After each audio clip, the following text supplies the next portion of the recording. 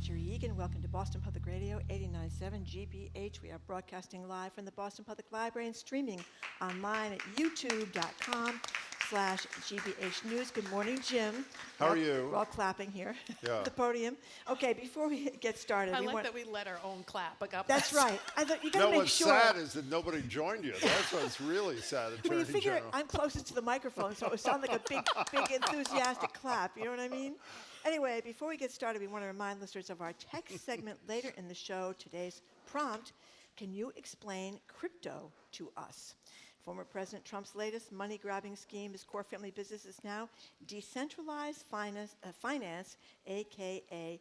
crypto. But we are a little suspicious. Do you think that the former president has any idea what crypto actually is? You can weigh in on that, and maybe you can explain what crypto is to everybody else, including the former president. I'm sure he's tuning in. Anyway, you can text us at 877-301-8970 and help everyone understand all about crypto.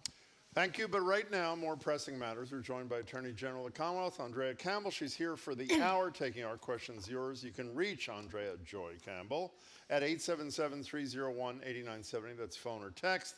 And if you're here at the library, you can find our colleague Hannah. That would be right over there. If you have a question, talk to Hannah about it, and you might be able to address the Attorney General directly. Attorney General Campbell, it's great to see you. Thank you. Thanks for Glad being to here. be here. Thank Great you. to see you, Attorney General. So let's start with a very upbeat story, actually. I read this on CNN, saw a lot of the pictures. I did not realize that Kamala Harris had been a mentor to you and a lot of other black women coming into politics. You campaigned for her when you were 7 months pregnant out there in Iowa in 2020, so tell us. So I'm of course not only out here supporting her and Tim Walz to be the next president and vice president of this country, because what is at stake in this election. But personally, I'm also supporting her because I know she'd be an incredible president, an incredible leader. And I've seen this over the years. So it's sort of full circle, actually. So I'm obviously the first black woman Attorney General of Massachusetts, and I never take that for granted. It's an honor and privilege to serve and represent Massachusetts.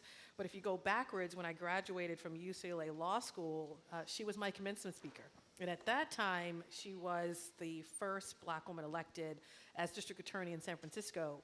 And then, of course, went on to be the Attorney General. And there's only been 4 black women elected AGs in the country.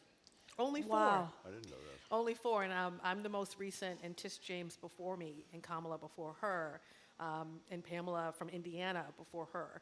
And so it's a small group, obviously, but in addition to the mentorship, I consider our vice president to be a good friend, an advisor. I was just at an event last night in Concord talking about what's at stake in this election, everything having to do with the rule of law, democracy, if you care about climate justice, gun violence prevention, if you want everything related to economics and affordability to actually be dealt with, and so much more, if you want a country that is coming together versus someone who's dividing us and calling for another candidate to be assassinated. That's what's at stake in this election. But I stress that she's good on the substance, she's good on the issues, but it's also about who you surround yourself with. And so some of this mentorship work that she has been doing around the country to make sure our political leadership reflects the demographics of people we serve also demonstrates how she'll show up as a leader. She's going to hire people that are compassionate and empathetic. She's going to hire people who know more than her, who are experts, hire people who are not yes folks or enablers, but push and challenge her to do the best on behalf of the constituents. And most importantly, don't enable her to do bad things that harm the constituents and the residents of this country. So I'm just excited to get out here. I'm just reminding folks, there are 49 days until this election. Some states, of course, start voting early. And yes, we're a blue state in Massachusetts, but you can phone bank to other states. You can travel to battleground states. You can mobilize folks. It's going to be important that everyone does their part to save our democracy, and most importantly, to elect leaders who care about folks and who will get things done while bringing us all together. Can you give us an example of a moment with Vice President Harris that meant a lot to you? Well, one, being in Iowa campaigning with her when I was 7 months pregnant with my second son was incredible, because it was the Iowa caucus season. It was just the energy on the ground there, advocates and political operatives and those who run community-based organizations, do grassroots, get out the vote, they were all there. So you felt this groundswell of support. But this was also at a time when folks, I think, counted Kamala out. And I remember going to Iowa, it was all hands on deck to really push her candidacy and to push volunteers and to inspire them to continue to get out there on her behalf. And at this point, of course, everyone was running, including Biden, Senator Warren, and so many, Cory Booker, and so many others, Pete Buttigieg. And I remember her walking onto that stage, and she was the best that night. And I remember getting on the plane, 7 months pregnant, and looking, I will be very candid with you, looking at the media coverage and asking myself, was I in the same room, in the same space? And so later on, when she decided to drop out of the race, she called me, extended gratitude for my support from the beginning. I was the first elected, actually, in Massachusetts to endorse her as president, for president in 2020. She was extending gratitude, and I just remember her saying, you know, she didn't know what was going to come next, but for me to keep fighting the fight, right, to keep pushing. And I remember thanking her for putting herself in the race, talking about the media coverage, and I thought she did an incredible job in Iowa, and to keep staying the course because her leadership was still needed. So those moments of encouragement happen. They're needed. To be a black woman elected is hard. It's harder to raise money. You still, of course, get threats of all different kinds that can come your direction. So there is a group of folks who support each other, and I feel incredibly blessed to have such a deep connection with an incredible human being who is for the people and about the people. Have you gotten a lot of threats since you've been Attorney General? Well, who knows, frankly, because I think... you would know. Well, no, and in this, what I mean by that is I have a state police detail. That is a new reality. So things don't necessarily get to me and come to me as I go to various events where there are threats that may be happening or things going on. But who knows? I also don't, monitor the comments on media articles or on social media. I'm very faith-driven. I stay connected in my faith. I don't get distracted by the noise because I know I am protected by something bigger than me. And I just stay focused on the people and the work. But have any threats been brought to your attention by the state police or others? No, I think sometimes I think you can go to certain places and folks who may be disgruntled about something may be present there, but we treat everyone with respect and by the grace of God and, of course, the incredible detail I have, we've been fine. Okay, in a minute, we're going to get to your calls and texts at 877-301-8970. The treasurer, Deb Goldberg, just fired the head of the Cannabis Control Commission, Shannon O'Brien. Months-long investigation. Fires are, at least as a member of the public, shared, it appears to me, very little information as to what was the motivation for her decision. You're her lawyer. Yes. And hers meaning Deb Goldberg. So I guess the questions are several. One, is this due process? Two, was the process fair? And three, am I not entitled, I and my fellow taxpayers, entitled to know more about why an appropriately appointed commissioner was fired when the rules for dismissing commissioners are, at least from my estimation, quite rigid and tight? So answer any and all, please, if you would. I will. Before I get to the chair conversation, I think I want to just talk about the commission as a whole because it's been in the news quite a bit, and that's not lost on me. There is dysfunction in different ways, as described by folks who were there. I think there is a culture where some folks get along, some don't. And so we have actively, as one of the appointing authorities, working with the treasurer and the governor, we all share appointments, to work with the legislature. And I've said to the legislature, we have to come together, and we will, on ways to improve the commission so they can do their job. And that includes some possible structural changes. They need to hire more staff and hire more staff quickly. So we're getting more in the weeds on that because if they do not figure that out, we're all in trouble. And obviously there is an appointment of an interim chair. So there's just the instability that exists. You cannot do job effectively. And everyone agrees they want to change that going forward. So we're actively involved in that. On the specifics related to the removal of the former chair, obviously the treasurer put out a public report that is, I think it's public.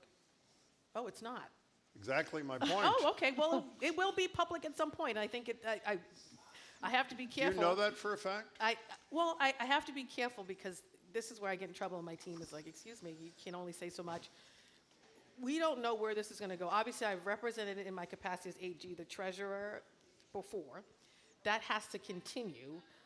And so that's ongoing, and I can't say more than that. But when I can, I will. And when we can release that report, we will.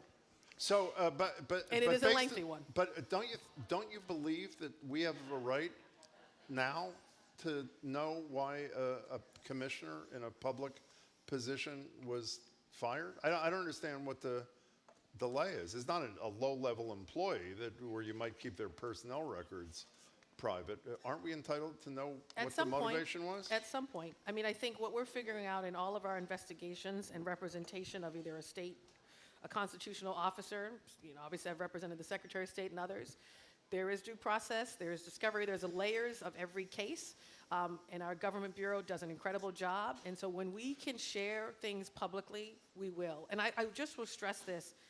It is also one of the frustrations of my role too, right? I come from local government, city council, where I could share more freely. That's not the case when we are undergoing various investigations or affording folks due process. And there may be hiccups along the way and frustrations from the public vantage point, but when we can share it, we will. And we will make that clear when we can. Well, here's one last thing about it. I think it's been, how long has it been now? 20 months or something incredibly? It's been a long time. Okay, 20. So Shannon O'Brien, first woman elected statewide in the Commonwealth of Massachusetts, long distinguished career, has basically been hanging for 20 months, accused of gross misconduct.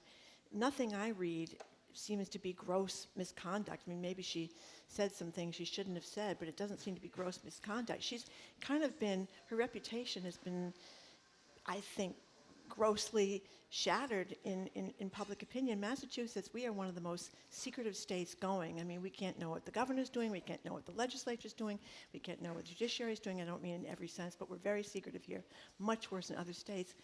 Not only has your office represented her, but she's gone off Goldberg and paid another $800,000 to another, so that's a lot of taxpayer money To here. another what? Other lawyers? Another lawyers, Yeah. right. So I guess the thing is, how long should Shannon O'Brien Well- have to hang in the wind being accused and getting fired for gross misconduct before the state gets its act together and says what the heck she did? Well, I will say that I want to, in the representation of the treasurer, she has, I think, been very thoughtful here, and she can't obviously express everything publicly that she would want to at this stage because it is active and it is ongoing. And that thoughtfulness I've seen present, of course, representing her in her office. And there have been delays for different reasons that I can't even speak to publicly that have delayed this. And it's not Right. just one person's fault as to why it's taken this long. And so this is ongoing. More will come out publicly. And I've always stressed that on the transparency, whether it's public records context, conflict of interest, whatever it is, we go above and beyond in terms of disclosures. We think that is important for all agencies and all parts of government. Crystal clear. The difference between an attorney general, though, versus other constitutional offices is we do have processes, legal rules, statutes, regulations, court procedures, you name it, that dictate how we can talk about things publicly and how we cannot. But I've always said when we reach a conclusion in something, we will absolutely share sooner than later, not only with media, but with constituents, especially about the things that they care about the most. And so that will happen here too. Let's go to the calls, 877-301-8970. Dawn, you're in Southborough. You're on with the Attorney General, Andrea Campbell. Hi. Hi. Good morning. Thank you, Jim Marjorie and Attorney Campbell, for taking my call. My question is about something to do with more modern technology, and that is being hacked. And I have a situation where my phone and my email has been hacked, and I have an IP address that those hackings belong to. But I've taken it to my local police station, and they are not really that interested in investigating. And I'm just wondering, who is in charge of investigating this, and what can one do about it? It's very concerning. It's been going on for 2 years. We got it, Dawn. Let's hear what the Attorney General has to say. Thank you, Don, for calling it. Because yours is so specific in nature, if you could stay on, Kara from my team, and Raisa also here from our ISC team, our Information Services Division. So if you could stay on, because yours is so specific, and frankly, we'd want more details. that would be helpful. We do have a data privacy team. We have different parts of the office that address data breaches, et cetera. So it's robust work, so if we can be helpful, we want to be, and if we can't, we of course want to do a warm referral. Dawn, so if don't you go. can stay on, I'm Don, sorry. and thank you for calling in. We'll get your contact information and share it with the Attorney General's colleagues. Dawn, thanks for the call. You know, Attorney General, there was an awful story this summer about Southwick Regional High School where a mother said her daughter's first year in the 8th grade has been full of racial threats and bias and hate, and there's been a lot of reports about anti-Semitism in the schools, and I know you're very concerned about that. So what's going on? There's a lot going on, and I appreciate you actually naming Southwick, because as I crisscross the state to talk about, we're going to do everything in our office to, of course, keep people safe from violence. We are actively taking guns off the street every single day, and drugs, and addressing drug trafficking cases. So this public safety, public health work is ongoing. We're going to make sure you have access to good housing, and we're going to make sure your parks and your water is clean, and that you have the goods and things you would need to thrive. But at the end of the day, I've been stressing, who cares about all of that tangible stuff if you don't feel safe as a student in your school, and if you don't feel safe in your community just walking around being who you want to be, as my uncle says, and being free and to identify and represent yourself however you seem fit. So Southwick, I have been stressing as one place where, sadly, some black students did not feel safe. And there were things before what led up to the ultimate incident where they felt like the culture at the school did not warrant or create a safe school and safe and supportive school environment, which led also to a mock slave auction. So folks are usually in shock. This happened at a school where a group of students, using their fellow students, created a mock slave auction to auction off these other students. And I remember I talked to one of the students who is just amazing.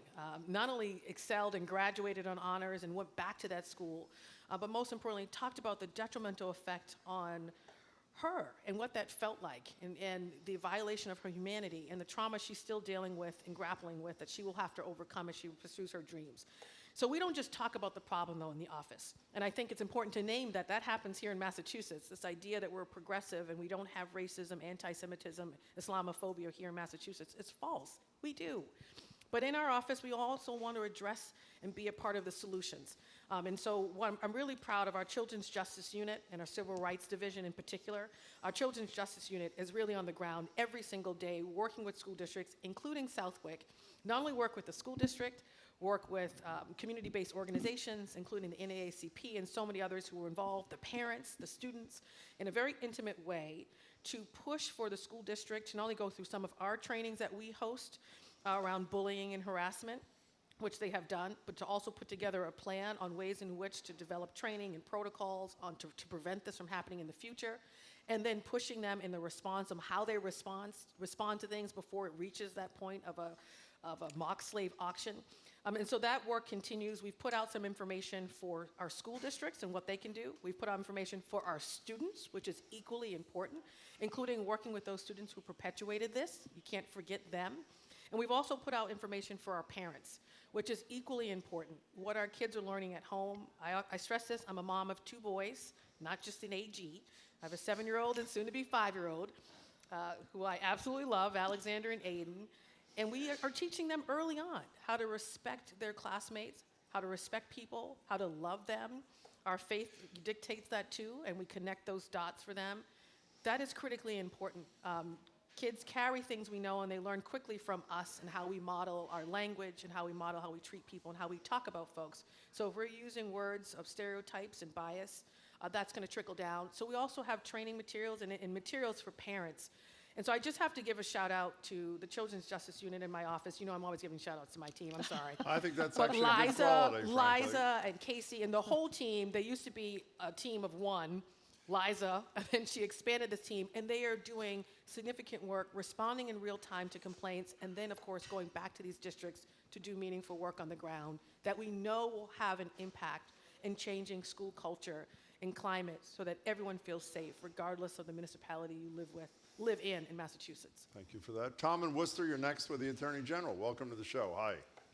Tom. Hi, Tom. Thank you for taking my call. Sure. My question is about the large footprint that the University of Massachusetts Memorial Hospital has in central Massachusetts. Given the issues with Steward Health Care, there used to be about 6 hospitals in Worcester. Now they have merged or been given to UMass. I don't know if UMass is run by the state. I suspect that it is not. That is not clear to me. And I'd like to know from the Attorney General whether her office or any other entity she knows about is keeping an eye on this group. Well, we're keeping an eye on all institutions that do healthcare in Massachusetts. We usually respond when we get complaints from either patients or providers at these institutions, and we follow up on those. Sometimes they're individual complaints, and sometimes there are several folks talking about concern related to an institution and the quality of care. UMass Memorial is not rising to the top in terms of complaints. I would say, Tom, if you want to stay on, if there are specific things that are concerning to you that, of course, would take longer than this call, please do. Of course, first and foremost, we are actively and intimately involved in everything related to Steward, which is a painful situation all around and has been for patients and providers for years. I often say I inherited this mess. And that accountability review to hold them accountable as a for-profit institution that put profits above residents is ongoing. It will be something that we have to come back to the public on, but I can't say any more than that. We obviously have inserted ourselves in the bankruptcy proceedings to ensure that the sales of some hospitals happened so that patient care can continue. And I stressed from the very beginning the hardship of the possibility of closures, which is very difficult and challenging. So I say, Tom, Steward's at the top of the list, but if you have specific concerns about UMass Memorial and the quality of care, do let us know. Tom, stay on hold if you choose to. Can we stay on Steward for a second? We had 2 of the Spotlight reporters for the Globe the other day who added to the story that Brian McGrory and some reporters of the Globe have told about grotesque self-enrichment by Ralph Della Torre. At the same time, patient care was suffering, but they make a pretty credible case, the Globe Spotlight team, that the misfeasance or malfeasance, I would argue, has directly led to the deaths of at least 15 patients, I think they did in that report. You say you're doing an investigation. Malta has indicted Della Torre and a number 2. The U.S. Attorney's Office, the Globe reports, is looking at possible criminal charges. Are you? So I can't speak to the specifics of our investigation. We obviously, I work with the U.S. Attorney quite a bit. We collaborate on a lot of different things, and each office speaks differently about what they can speak to, and I think you have to be actually very careful when you have an ongoing investigation. We have to be very careful here. I will say 2 things, though, that are at the top of the list for me right now. Number 1 is doing the most thorough and thoughtful investigation of not just principals, but of Steward overall. That is ongoing, and I will absolutely come back to the public and everyone because they deserve to know not only what happened, how we got here, but how we're going to hold them accountable. The second is the legislative solutions here. This is a for-profit institution. I have been active at the State House pushing for not just language in a bill that has stalled a bit, but staying active in conversation with the legislature is also equally important to ensure our office as Attorney General, for example, has the authority to review certain transactions in real time versus later or after the fact, to be able to hold folks accountable and make sure that patients and providers are protected every step of the way. So those 2 lanes we were actively working, and we'll absolutely come back to the public. We have more to share on Steward in a way that is robust and responsive to all of the reporting, to all of the information we're receiving from various stakeholders, and to all the concerns we're receiving from constituents as well. You said a minute ago, I don't know what your language was, but something like it's been a bit delayed in the legislature. The legislature, I know I'm a broken record, is on, despite what they call it, a 5-month vacation. The Speaker of the House comment on this legislation regulating places like Steward is it was too important to rush it, to which I think Margie and I would respond, don't rush it, don't take a 5-month vacation and do your job and make sure that places like Steward are regulated. Are you troubled that I know they say they didn't go home, but essentially adjourned except for informal sessions without having dealt with, I would argue, the most serious healthcare crisis in Massachusetts in years? I can't speak to schedules and all of that. I will say some still positive things are happening. I chair the MOVA board, which is victim comp. They just got their bridge funding, which is a big deal to close a significant gap to ensure they have the resources to help victims of crime as the federal government steps away. So they're doing some things, but going to keep pushing them. And they know time is of the essence here because as you have conversations about one for-profit institution in healthcare, more conversations, of course, are happening now as a result of what happened with Steward in terms of other for-profit entities, not just in the traditional healthcare space, but also in the long-term care facility space, elder care space. And so these tools that we will need to hold folks accountable, not after the fact, but prior or during, will be significant. So we will keep working with the legislature to get this done. Are you not, by the way, if I may, respectfully, unless there's unanimity, as you and I'm sure listeners know, with not one dissent, they won't even be able to address this till January as the Steward situation goes on, as people continue to suffer in the Neshoba Valley and obviously with the closing of Kearney.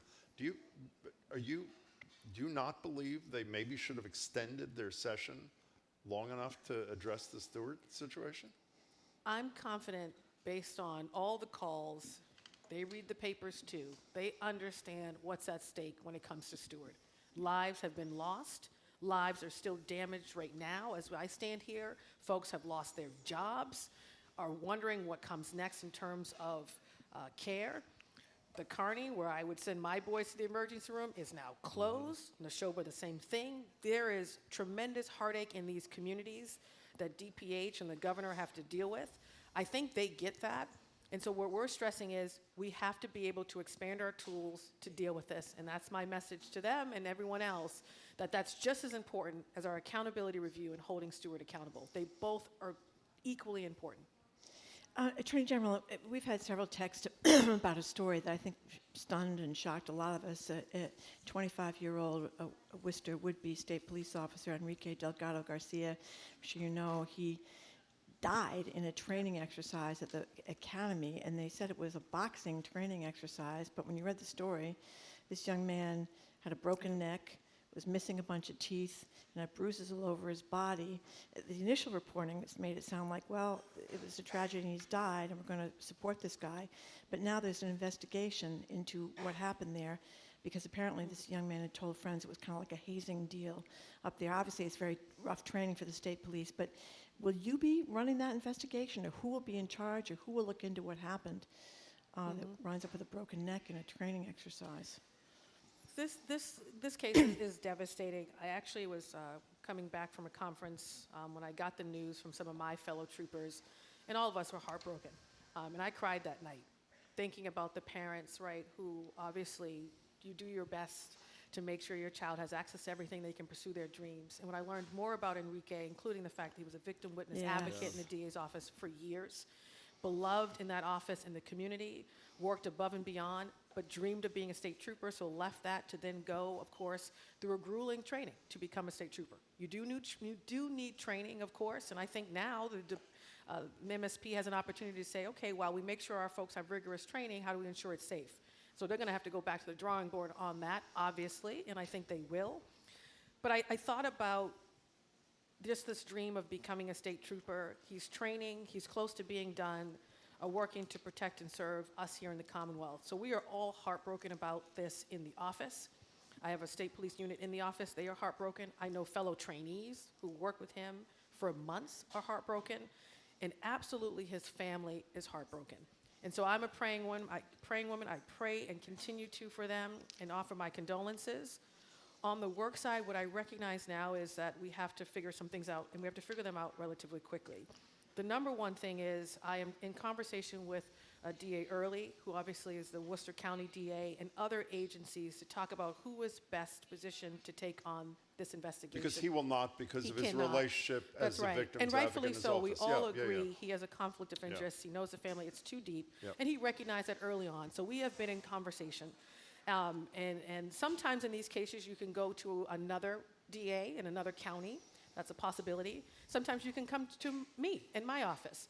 And the question, though, becomes, are there conflicts in all of our offices? Because they all have state cops. And what that might look like. And so ultimately where I'm at is, as I'm driving this, talking to everyone. There are a lot of stakeholders involved, and we'll have a decision point very soon to figure out who was best to lead this investigation. And I want to say that not just to the family and the community. I get the sense of urgency here. They have a lot of questions. They need a point of contact to go to get those questions answered, and someone to navigate that investigation on their behalf. They will do that. But the other piece I want to stress for just an educational point for our constituents here is that's a criminal investigation because someone died that the DA can't do because of a conflict. So I have to figure out, well, who is best positioned to do that? But then there's the civil side. And so as a state's attorney, I also have the other side. I represent state agencies. I have represented the state police, of course, in different matters. And so if, for example, that comes about and I am called to represent them, that creates a conflict.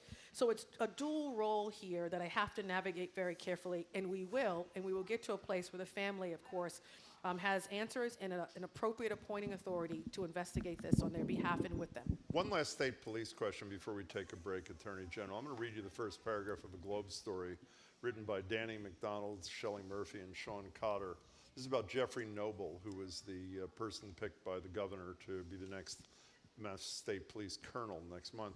The veteran policeman tapped to helm the scandal-plagued Massachusetts State Police is the subject of at least 4 discrimination complaints that allege he bypassed qualified candidates who were gay, who were female, and people of color for promotions while fostering a culture of cronyism during his time as a leader of the New Jersey State Police. Does that concern you? I want to take a step back. I obviously was not involved with the selection of the new colonel, and I expressed to him when he was selected, I look forward to working with him because I work closely with the colonel, not just because of the unit in the office, but the work we do to investigate all kinds of crimes and other things. So I'm unaware of any of this. I will say I think it's more appropriate directed to those who appointed him, who are more intimately involved with the background check of him, with the interview process. I was not privy to any of that. I'm an outsider like everybody else. What I do know is we need a permanent colonel. You can't address things within an agency if you have interim leadership.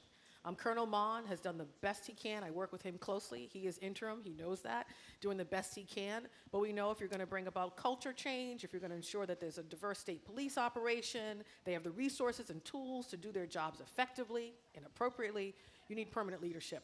And so that's where I stand back and say, this is who it is. Other questions have to go to the governor, the team, and the committee that was responsible. And I'm sure they have, I hope, have something more to share. But you're the chief law enforcement officer in Massachusetts, and you do know about it now. I don't mean firsthand, obviously, but obviously you've read the Globe accounting. So have you voiced concern to the governor? Do you not consider that, or do you have concern? Do you consider that appropriate to voice concern? Or? Of course, I read the paper like everybody else, and I take everything with a grain of salt. No offense to the Globe in the media, but obviously we have to do our own due diligence, et cetera. And so I am expecting, obviously, the governor, the committee that did this process, that they will respond to these with a thoughtful response, with one that offers a response to this, and that they're best positioned to do it because I was not involved. If I hired somebody and someone said, excuse me, ma'am, we found A, B, and C that is concerning, then of course I owe the public and folks a response. We got to take a break? That's the voice of Attorney General Andrea Campbell. She's going to be with us to the top of the hour. You can reach her or text her at 877-301-8970. We'll get to as many calls as texts as we can. You're listening to Boston Public Radio, 89.7 GBH, broadcasting live from the Boston Public Library and streaming at youtube.com/GBH News.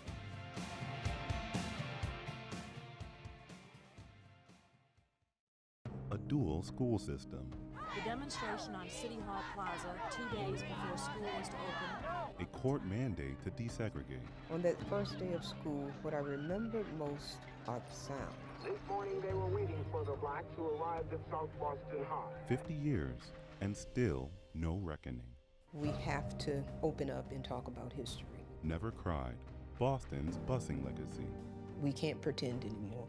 Now playing on the GBH News YouTube channel. Our programs are made possible thanks to you. And Mass General Brigham, dedicated to building a world-class center of cancer care. With the most cancer surgeries and specialists in New England, they're committed to being with patients for every twist and turn. Learn more at massgeneralbrigham.org/cancer. And S&H Construction, committed to using craftsmanship and technical experience to build spaces that work, and professional management to guide you through the process. shconstruction.com. And Dover Rug and Home. Rugs and carpeting for today's lifestyle with in-home rug trial and design consultation. Dover Rug in Natick, Boston, Burlington, and online at doverrug.com. Dover Rug, rugs and the people who know them. And Comcast, offering Xfinity Internet, designed to provide a connection for home networks so everyone can be online at once, even during peak hours. More information at xfinity.com. The world takes you outside your borders and connects you with the most important events happening all across this big blue marble. We introduce you to memorable people whose stories will stay with you for a lifetime. I'm Marco Werman. And I'm Carolyn Beeler, global news and inspiring voices that will keep you on top of the world. Listen each weekday. This afternoon at 3, here on GBH News 89.7.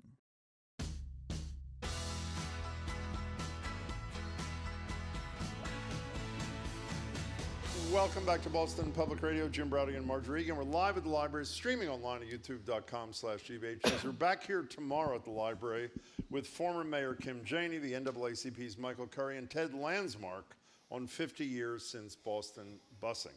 By the way, we have a text question, which we're going to get to at 12:55, and the one is, Donald Trump says he's all in on crypto. We want to know if you think he even understands what crypto is, and if you can help us out by texting, explaining a little, which we can share with our audience, we'd appreciate that too at 877-301-8970. We continue to be joined by the Attorney General for the rest of this hour. You can, well, the phone lines are full. You can text her at 877-301-8970. Allison in Cambridge, you are on with the Attorney General. Thank you for calling. Hi, Allison. Hi, thanks so much for having me. I'm really concerned about all the talk about removing the MCAS as a graduation requirement. I taught high school English during the pandemic, and I saw firsthand what happens to instruction in the classrooms when the graduation requirement is removed, especially for our most marginalized kids. It really is scaring me. So I'm interested to know, Attorney General, what your position on this is. Thank you, Allison, for the question. I will say I haven't taken actually a public position weighing on it, but I've, in the past, have spoken to the value of the MCAS system. I was reluctant in the beginning to speak on this one because, as you know, probably, Allison, it goes through the office as a ballot review process. And so, but in the past, I have said there is tremendous value in testing our students and the MCAS, using MCAS. And if we think it needs to be revamped and improved, we should do that. Allison, thank you for your call. 877-301. And thank you for being a teacher. Marjorie's it's a tough happy job. because The Attorney General's made me very happy. yeah. But it's a tough job. I'm telling you, I dropped my boys off at school. I praise the teacher, the assistant teacher, the principal, and God bless them. They have a tough job. They work hard to educate our youngest, including my youngest just graduated from his daycare. And we don't pay them enough, so I'll just leave that at We that. do not. Especially daycare folks and family providers. Yeah. So thank you, Yaya and Miss Marina, for taking care of our Alexander and our Aiden. They're doing well at BPS. Beth in Jamaica Plain, you're on with the Attorney General. Hi, Attorney General. I was very happy to know that during Maura Healey's administration, you've enacted an environmental justice policy for the state of Massachusetts. And I wanted to talk about that pertaining to the White Stadium project, which is going to have huge impacts on the environmental justice communities of Mattapan and Roxbury and Dorchester, as far as loss of tree canopy, impacted traffic on state roads as well as the local roads, and noise and congestion. Mayor Wu is saying the project that's exempt from MEPA review.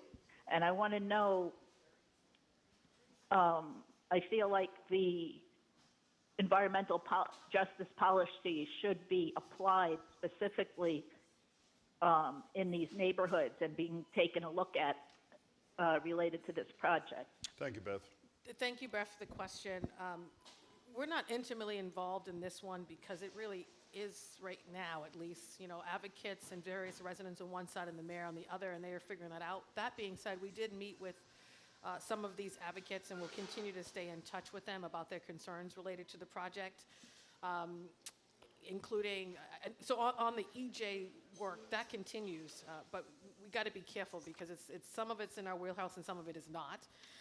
But that being said, on the environmental justice work, that continues. I now have a director of environmental justice within our EPD department and Energy Environment Bureau, which never existed before, and with a intentionality, actually, I would say a greater intentionality of where we are showing up across the state, not just Boston, across the entire Commonwealth, in terms of our climate work, our energy work, our transition to clean energy. All of that is happening with greater intentionality. And we meet with stakeholders all the time. We have a stakeholder advisory group that informs our work. So we are in conversation with some of these folks, but careful to navigate, particularly where there is lawsuits and things between other stakeholders. And then one other thing I do want to mention that is a success story that I don't think has gotten enough attention. Through our EJ work, we, of course, use federal laws to enforce environmental protections across the Commonwealth, and we have the ability to take that money through settlements and put it back into communities to address environmental injustice, designed grants with community to help them. We couldn't do that for a long time with our state settlement dollars, and we now have, through the advocacy working with the legislature, including Senator Gomez and Rep. Brandy Fluker-Oakley, Environmental Justice Fund, Trust Fund, which allows us to take state money that we win from settlements and put it back into communities. And I know that's not direct to your point, but that is a big lane that we have where we continue to prioritize EJ. And on this particular issue, we'll remain in touch with all stakeholders on their concerns. And hopefully, as sometimes we are able to do, be a convener and be one to broker some conversations where people can get to a conclusion that they appreciate. Beth, thanks for the call. We spoke a lot last year about the vote in Milton to not comply with the MBTA Communities Act. Briefly, that was the thing that was advocated for by Charlie Baker. You can explain in a minute exactly what it does. There's litigation between you and Milton now. There's some other communities that are non-compliance. I think the Milton case is being heard by the state's highest court in October. Could you give us a brief summary of where we are on this compliance and what percentage of communities are complying, Attorney General? I can get you the numbers. Roughly. But I would say overwhelmingly, we're still in a place where overwhelmingly the majority of communities are in compliance and taking steps to get into compliance. And where we are, of course, is filing briefs with the court, the highest court, the SJC in this case. October is their decision point. We're looking forward to that because we think it would be extremely helpful. We obviously wanted it sooner, but the court decided to delay it. And we think it will be helpful because we think they will say, and we're hoping that and pushing that through all of our filings, that not only is the MBTA Communities Law mandatory, but that our office and my office has the authority to enforce it. And because it's mandatory and we have the authority to enforce it, we also have an obligation and responsibility to work with municipality as in violation of that law to get them to come into compliance. And so we're confident in our arguments and waiting for the court, which will help us, of course, with other municipalities that still have question marks. But I will stress this because a lot of folks still don't know MBTA Communities Law is a law passed by a Republican governor at the time, Charlie Baker, a Democratic legislature, where they came together and said the housing crisis in Massachusetts is significant. And the voluntary tools that we have are just not working to get more housing online that is affordable and available to public employees, to young families, to seniors who want to downsize, et cetera. This law will make a difference. And they made it mandatory on purpose because most previous laws were voluntary. So I stress that because it's important. And why? Right now, the number one issue in Massachusetts is affordability. Everything is too expensive. My home, my health care, my housing, my education, student loan debt, you name it. The median income rate, I should say, sales price for a home in Massachusetts is close to $1 million. That means more people will leave our great state, more of our talent will say goodbye. This is a major issue. This is just one tool to help address it. So we are going to insert ourselves. And the other piece I have to mention is we have now a housing affordability unit, which we never had before. It's the first time in the office's history where it's going to demonstrate to folks publicly that we're going to prioritize the issue of housing, the enforcement of our laws, but also work with municipalities and developers on zoning, land use regulations, et cetera, which we're doing to bring about more housing. And I just got, so right now, 175 are taking steps to come into compliance. So kudos to all of those municipalities that will never make a list in the news for the work they're doing That's with almost our every office. community that's covered by That's the, right. okay. That's Can right. one last quick thing, and I'm hoping you forget that I asked this question last year. If this law is mandatory, as you just said, could you explain briefly why people are allowed to vote, to comply? Well, robbery is illegal. Do they get to vote in Milton whether or not robbery is going to be, I'm serious. I don't get this at all. So we did not go after the ballot process, et cetera. There are pros and cons in doing that, and we don't want to be in the business, at least our office, of overturning local elections, et cetera. So we are focused on the law itself and our lawsuit, of course, against Milton. There are, of course, concerns about it, but each process is different. But we didn't want to be in that business. We have enough going on at the federal level where you have a former president who was talking about not only not accepting the results of elections in a presidential election, but also using violence as a result. So we didn't think that was necessary to even go there. We think the merits itself in terms of the law itself, the history of its passage, is sufficient to make it clear that it's mandatory and folks need to come into compliance because all of us have to do something with respect to this housing crisis. I don't know about you. It wasn't not too long ago that the price was closer to 500,000. Yeah. And quickly has come to be close to $1 million. It's crazy. And so everyone who lives in Massachusetts should be absolutely concerned about this affordability question and asking what are their elected officials doing to address it. You know, Attorney General, one of our colleagues, Saray Wintersmith, did a terrific story about this company based in Roxbury, this Blue Hub, Capital. And about a dozen homeowners have said that they were basically duped by Blue Hub Capital. They were trying to escape foreclosure. They thought they were being rescued, but then they wound up getting this, signing up for this separate second mortgage known as a shared appreciation mortgage. And the bottom line that they were going to be paying these monthly payments, lower monthly payments in exchange for a share of the value of the home going down. They basically think they were duped by this company. Our buddy, Bruce Marks, we have him on the radio from time to time. He's from the Neighborhood Assistance Corporation of America, NACA, who's a big guy for home ownership, says you're not doing enough to prevent Blue Hub from basically ripping off these people. What's happening? I know Bruce well, and I would emphatically push back on that argument that we're not doing enough. We take every consumer protection case very serious. My Consumer Protection Division works really hard, and particularly on this predatory lending, these predatory lending schemes. I even hired someone at the executive level to even think about how we can use these type of tools to close the racial wealth gap with greater intentionality, not just on protecting consumers generally, but also on the racial wealth gap. So specifically Blue Hub, I have learned about Blue Hub when I was on the city council because some of these constituents live in District 4, the council district I used to represent. And at that time, took their information and concerns and brought it to the AG's office. I'm now, of course, the AG presented with Blue Hub. And our Consumer Protection Division is aware of the complaints. The challenge is right now there's a class action suit against Blue Hub, which we think should unfold. It's currently before the court. There's a summary judgment motion. And we're going to follow and see what happens with that, which is another way, of course, to get accountability. So we're keeping our eyes on that, and we're following that closely. And that was not mentioned in a flyer. When I appreciate folks advocating and saying where we come up short because we will work to fix it. There are no egos here. We do great work and we can always do better. But in this case, we are following this closely and following what's happening with that lawsuit. The second piece is there is a piece of legislation at the State House. And in the flyer, it was inaccurate, and I would say this to Bruce and others, in this idea that we didn't take any stance on it. We had It would make that shared appreciation model explicitly legal. That's right. Go ahead. And we said absolutely not.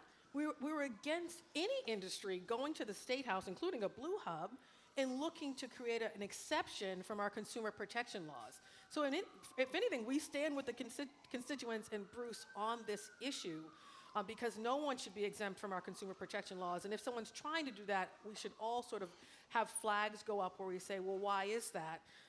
Because we always want to have that as an avenue to hold anyone accountable if something goes wrong in a model, in a lending product, or anything they think initially is a great thing but then causes harm, whether intentionally or not. And so we oppose that, and that aligns with Bruce and the advocates. So we will continue to stay in touch with folks. We're going to continue to follow this. It is absolutely on our radar. And we think this class action suit is going to move quite quickly, actually. In time to prevent people from losing their homes? Well, I can't speak to specifics on anyone's individual case. Yeah. They can bring that to us. So, for example, we have a constituent who absolutely is in a bind right now. Our office always works with folks. We are always creative in keeping people in their home, even when the laws aren't on their side. We can call various folks and advocate and use our office to protect our people. Sometimes it works, and sometimes it doesn't, but we do our best to keep people in their homes, especially in Massachusetts.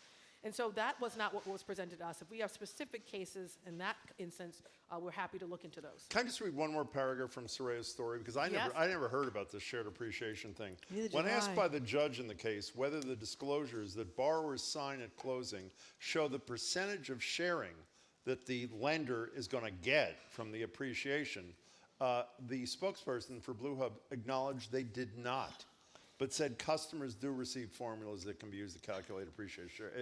It's outrageous. So In any case. So I will just say, this is why we're following it in the courts, and I think it's a thoughtful judge, and it's of course a thoughtful process, and we will continue to follow that closely. But on the larger predatory lending schemes, that is a priority of the Division of Consumer Protection, not just looking at companies here who are offering products that will harm our constituents and steal their money without transparency and full disclosure on what that product will look like, the tactics they use to sign people up, but we're also looking at companies that are not based here, who are coming here to take advantage of folks and to take their money from them, frankly. And we've been really thoughtful and creative on how we help folks. So I would say if anyone has concerns about that, they should reach out to our office as well. Do you want to say something nice about your kids' teachers one more time, just so they do well? You only Yes, have 20 they're seconds. They're at a You wanna say- Boston public school, and the teachers, the principals, they all work They're all very great. hard.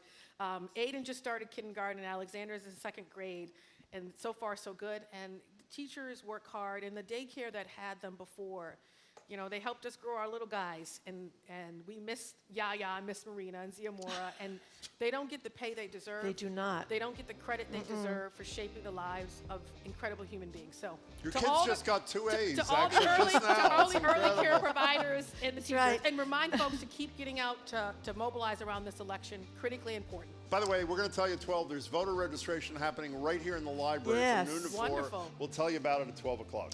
Thank Okay, you that all. was Attorney General Andrea Campbell. We thank you very much for giving us your time. She comes here once a month, and we really appreciate it. After the noon news, Caitlin Clark keeps breaking records in another hit season with the WNBA. We're going to talk about that and a bunch of other sports news with Trenny Casey of NBC Sports Boston. You're listening to Boston Public Radio, 89.7 GBH, broadcasting live from the Boston Public Library and streaming at youtube.com/GBH News.